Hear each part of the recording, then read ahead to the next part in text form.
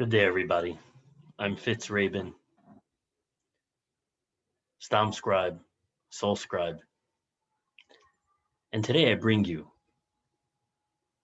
a short letter from the Tzemach Tzedek. The Tzemach Tzedek was the third Rebbe of Chabad, Rebbe Menachem Mendel Schneerson, and he was the grandson of the founder of this spiritual movement. And he writes a letter to a doctor whose name was Yitzchak Gil. And in this letter he says, "Und der Iker zu sein Tamid Freilach," and the mainstay is to constantly be joyous. Wird sich weisen euch von oben euch Freilichkeit und Teufels Kiadua. In response, what will be reflected back to you from above is also joyousness and goodness. Und wie wir haben gehört von Kvoid Admonish Masit, as we have heard from my grandfather, the founder of the Chabad spiritual path, Reb Shneir Zalman of Liadi. Weiter habe ich eigentlich was zu schreiben. I don't got anything more to write to you. And he signs off. Just a short and sweet letter where he instructs him and encourages him to constantly generate happiness, joviality in his life, in his world. And he says, through generating happiness and gaiety and joviality, you actually bring upon yourself a reflection of the same thing from above, of joy, of gladness, and of goodness. So what exactly does this mean? This is something that I actually like to share with you a little bit personally. There's a big conversation in the world today in general, in the psychotherapeutic community, also in our communities, about trauma and the impact, the devastating impact that trauma has on the wholesomeness of a person's development and of a person's evolution. And one of the greatest features, one of the greatest and most debilitating aspects of someone who suffers traumatization is they struggle bitterly to trust. They live in the world with a great suspicion and deep distrust. They overcompensate with overanalysis and strategic ways of being. And more than anything else, the lack of trust cuts them off from being in connection with the world and relationships and being embedded within the tapestry of society, of friendships, of the human spirit in general, collectively. And in a lot of ways, this distrust doesn't just cut us off from the outside world, from relationships with others, but it also actually creates a disruption in one's relatedness to one's own power, in one's connection with the truth of what it means to be a human being. And what do I mean by that? What I mean to say is,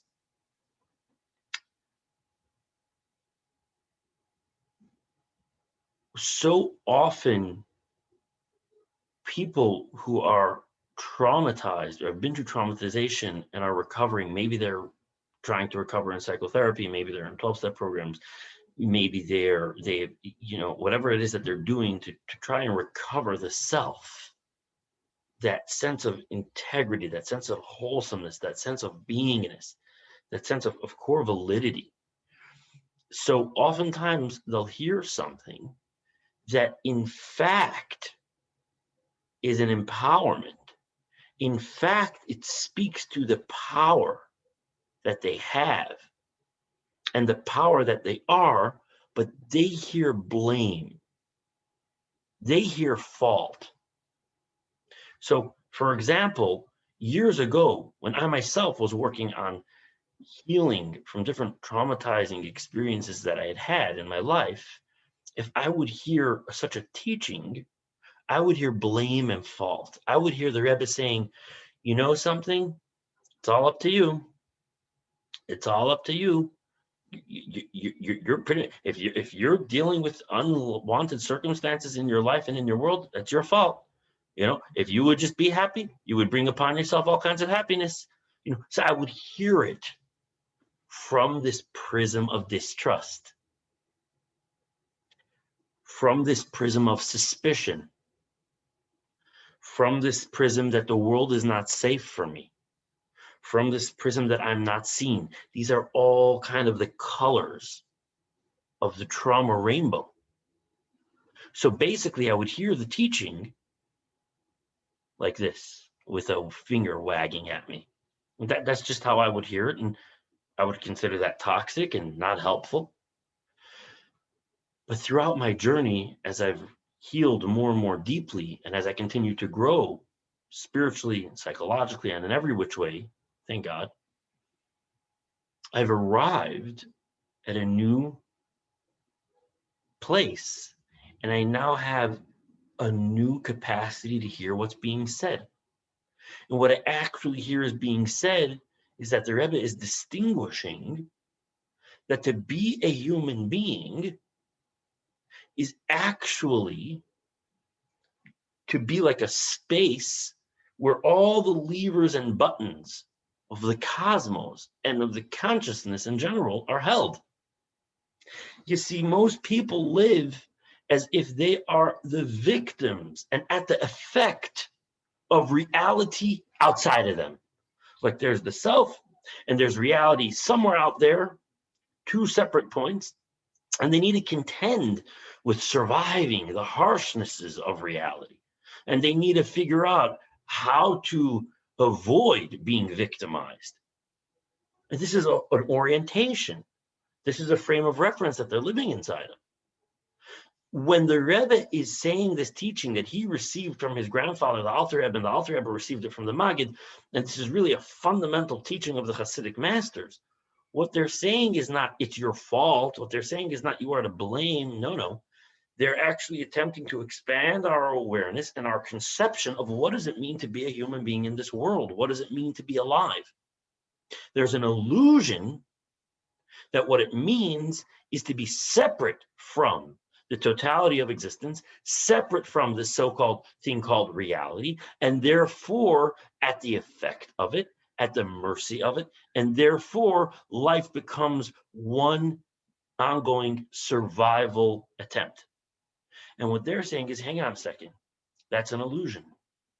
That's an egoic projection. There's me, and now I got to contend with this, and I got to be busy surviving. What if you actually began to consider that you are a space?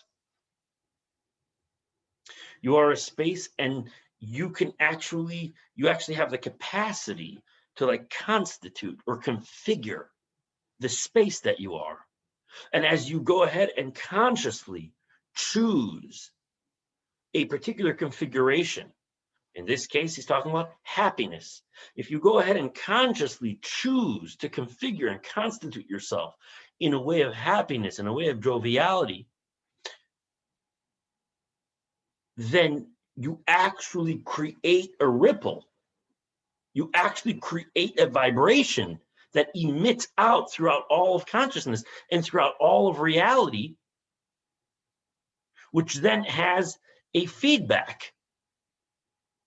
You are then going to see happiness and goodness and joy in so many relationships and so many circumstances and in the world, and it's actually going to generate that and create that.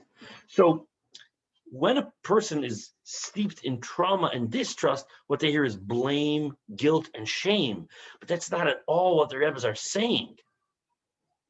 What the Rebbes are saying is, no, you've been living so constricted. You've been living so asleep and unaware of the creative force that you actually are in the universe and throughout all universes. To be a human being, to be alive, is to be actually a locus of energy.